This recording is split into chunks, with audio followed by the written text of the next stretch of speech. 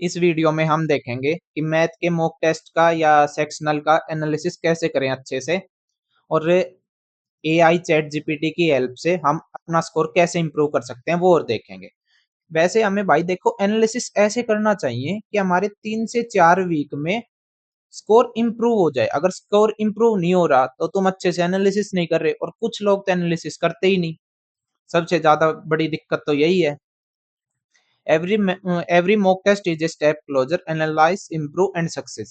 तो एनालिसिस करना बहुत जरूरी है, तभी आपके इंप्रूवमेंट आएगा और तभी आपको सक्सेस मिलेगी। स्टार्ट करते हैं। देखो 25 क्वेश्चन होते हैं मॉक टेस्ट में, किसी में भी सीजीएल सीएचएसएल इनमें। अब मैं एक एग्जांपल के वे से बता रहा हूँ ये चीजें। 15 से 16 क्वेश्चन हमारे सही हो जाते हैं, जो थोड़े बेसिक से भी आते हैं और इजी कॉन्सेप्ट से आते हैं, है ना। 15 से एग्जाम्पल है ये, 15 से 16 क्वेश्चन सही हो जाते हैं। 3 से 4 क्वेश्चन कैलकुलेशन और सिली मिस्टेक की वजह से गलत होते हैं। 2 से 3 क्वेश्चन कॉन्सेप्ट समझ आ जाता है एनालिसिस करते टाइम, लेकिन जब मॉक टेस्ट लगा रहे होते हैं तो उस प्रेशर में कॉन्सेप्ट हमें याद नहीं आता। और 2-3 क्वेश्चन ऐसे होते हैं जिसका कॉन्सेप्ट ही समझ में नहीं आता, एनालिसिस करने के टाइम भी नहीं आता।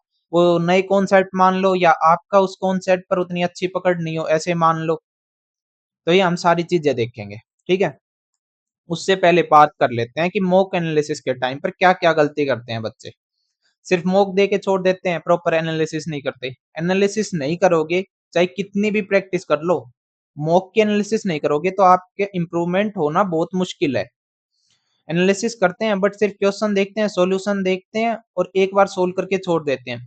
एक बार आपको कोई कॉन्सेप्ट नया दिखा, आप उसको एक बार सोल्व करोगे छोड़ दोगे, आपके माइंड में वो बैठेगा ही नहीं। तो फिर कैसे अगले मॉक में अगर वो सेम क्वेश्चन आया तो उसको ठीक करोगे। ये भी एक प्रॉब्लम है। ये नहीं देखते कि क्वेश्चन कैलकुलेशन की वजह से गलत हुआ है, कॉन्सेप्ट की वजह से या फोकस की वजह से। ये सबसे बड़ी प्रॉब्लम है। गलत होते हैं वो देख लेते हैं, ठीक कर देते हैं, लेकिन ये नहीं देखते हम कि कैलकुलेशन की वजह से हुआ है या कॉन्सेप्ट की वजह से। ये भी देखना जरूरी है। स्टार्ट करते हैं। देखो जो कैलकुलेशंस और सिली मिस्टेक्स की वजह से क्वेश्चन गलत हो रहे हैं उसकी बात करें हम पहले।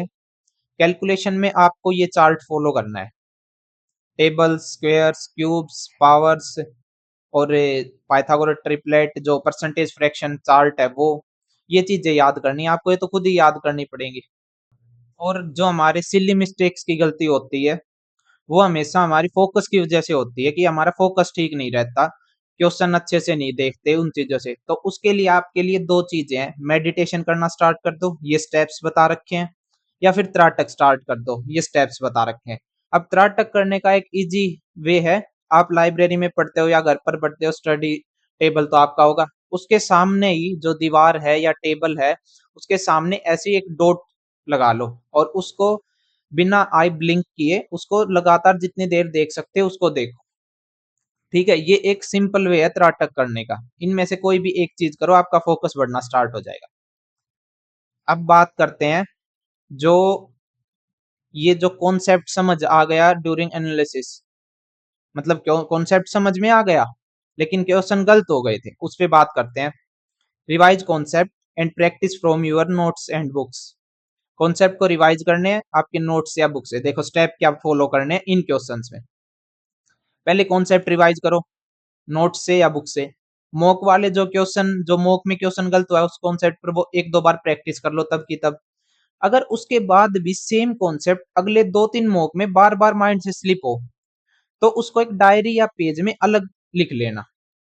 एनालिसिस के मेन पॉइंट जहां पर भी लिखते हो एनालिसिस करते टाइम वो एक अलग लिख लेना, ठीक है। अब बात करते हैं, जो 2-3 क्वेश्चन क्वेश्चन कॉन्सेप्ट जो क्वेश्चन है उनके कॉन्सेप्ट समझ ही नहीं आए उनकी बात करते हैं। जो मैं कह रहा था मेन वीडियो का जो मोटो है, एआई की हेल्प से कैसे करें। देखो स्टेप्स देखो कैसे फॉलो करने हैं। क्वेश्चन की फोटो लो, उसको चैट जीपीटी पर डाल दो। चैट जीपीटी से अब कहो कि इसके एग्जाम ओरिएंटेड 2 से 3 सॉल्यूशन बना के दो इजी। अब आपको उसमें से जो सॉल्यूशन आपको अच्छा लगे वो अडेप्ट कर लो। अब उस कॉन्सेप्ट को अच्छे से उस सॉल्यूशन को देखो समझो, फिर चैट जीपीटी से कहो कि वैसे ही उस जो भी क्वेश्चन गलत हुआ है जो उसने फोटो डाली है वैसे ही 4 से 5 क्वेश्चन और बना के दो, सिमिलर वैसे ही। कि वैल्यू चेंज कर दी या हल्की फुल्की स्टेटमेंट चेंज कर दी, सिमिलर क्वेश्चन होने चाहिए। उस कॉन्सेप्ट को तब की तब प्रैक्टिस करो। 5 क्वेश्चन सोल्व कर लेने हैं।